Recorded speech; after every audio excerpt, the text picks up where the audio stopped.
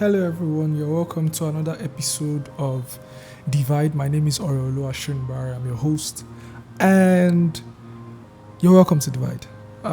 This episode, we're going to be talking about service and the place of service the and what service does to us. I think it's very interesting that service is an overarching experience and responsibility that we have as we go through life. And interestingly, when you enter into a school as a student, you wonder why is my teacher telling me to do this? Why is that like that? Why is this like that?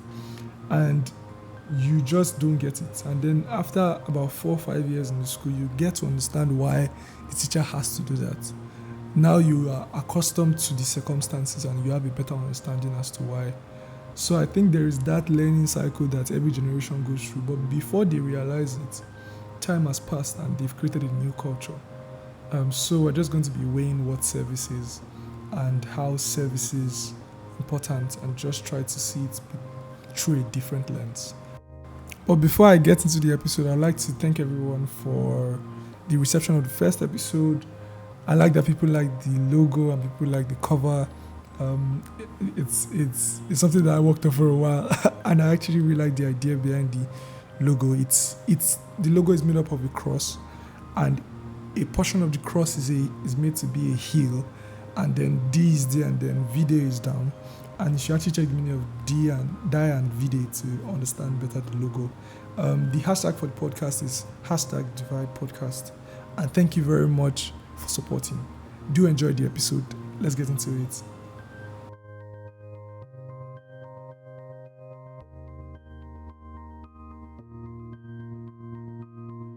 It's very interesting that slowly and slowly, as a society, as friends, as a community, as a generation, we've gone away from the things that would easily sustain us or keep us happy. Currently, the wave of happiness that we see is clearly defined by being able to enjoy yourself to the fullest on your own, live your best life on your own. Don't let anybody hold you to any responsibility that you don't want. Do not give in to any expectation that you don't want of yourself. Just protect yourself as much as possible. But we can learn from people that have gone ahead of us to understand that life is not actually made to be like that.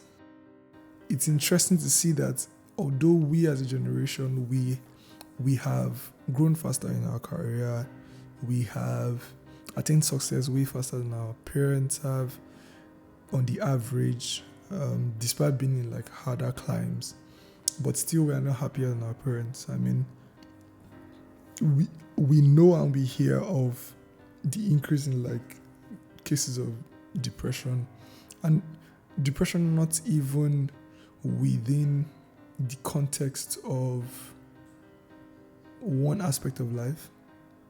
I mean, like this overall overarching sense of depression. And it is strange because the, in quotes, generation that is suffering from depression is also the generation that emphasizes the their happiness over every other thing. So it's very interesting, and it begs the question, what should be our focus in life? And it was just a couple minutes ago, I was just reflecting and I just clocked that a great life is not one of enjoyment but of service. And this is very interesting because as I think back, I realize and I notice and I learn from all the experiences that I've seen around me, the people I've related with, and I've realized that at the end of the day, the person that knows how to serve is the person that serves the most purpose. So, service as a child, for instance, as a child, you are in the position to serve your parents because your parents have gone ahead of you. They've brought you into the world. They've sacrificed for you. But even more than at that stage of life, you really don't know what they are letting go of for you. And it's very interesting actually. Like now I am married, and now I find the most fulfillment in being of service to my wife.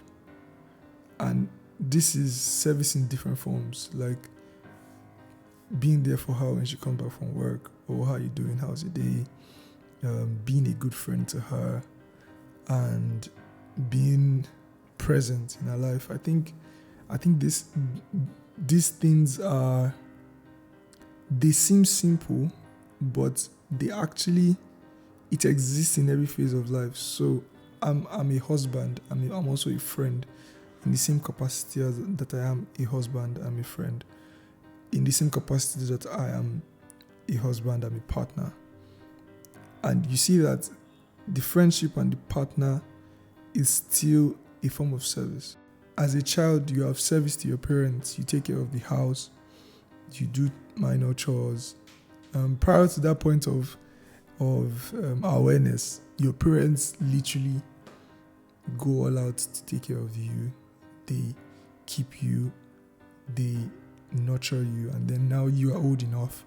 Now you can start putting on the TV or getting the remote, and then you can sweep, and then you're washing plates, and now you're playing a key role in the house that you're born into. That is service. Now you're in school, you have friends that you relate with in school. That is service. Now you leave school and now you are working in an organization. That is a form of service. You start your own company. That is a form of service. You are in a relationship. It is still a form of service. You get married, it's still a form of service. And you have your own children you have children of your own, and you are still servicing. It's very, very interesting. You are in church, you are also being of service.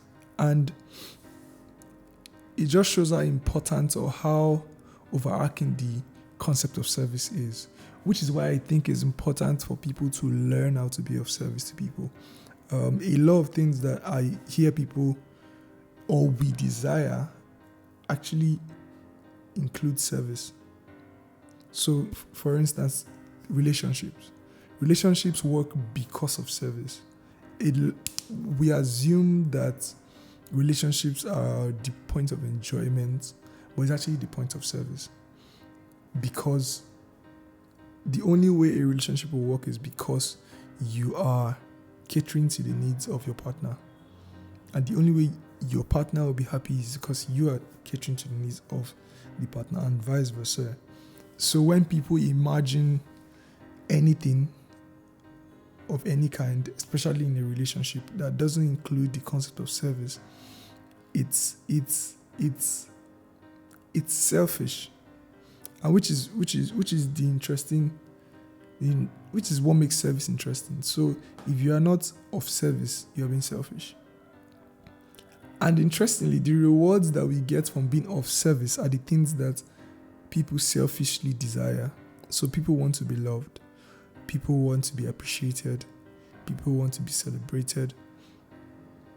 People want to make money. But if you're not of service, you cannot actually do those things. So it's very interesting. I think it's something to think about, how service is an overarching theme across life. And I think if we focus on being of service to other people, our life gets better, our lives get brighter. We're better friends, we're better children, sons and daughters of our parents. We are better bosses, we are better colleagues, we are better husbands and wives and girlfriends and boyfriends. And we understand life better. Having a good service mentality also helps you to serve God. And I think that is why service is so important, because if God created us to serve Him, then service is the core theme of life. And without service, there will be a gross imbalance in one's life. If you cannot serve people and you just want to be served, then there is a problem. And over time, you just learn that there is a hole. So I think we are a generation that wants to be served and doesn't want to serve. And that's a very dangerous place to be, because over time, you would realize that what you solely desire is unreachable. It's like how people fantasize about a dream partner so much that the partner becomes idealistic and no longer realistic and unattainable. Very interesting, actually. So yeah, a great life is one of service and not enjoyment, because with good service comes the byproduct, which is enjoyment. Amazing. I hope this episode was good and you learned something. I'm glad I finally got to do this episode that I've been thinking about. And yeah, do have a wonderful week ahead. Till next time, shalom.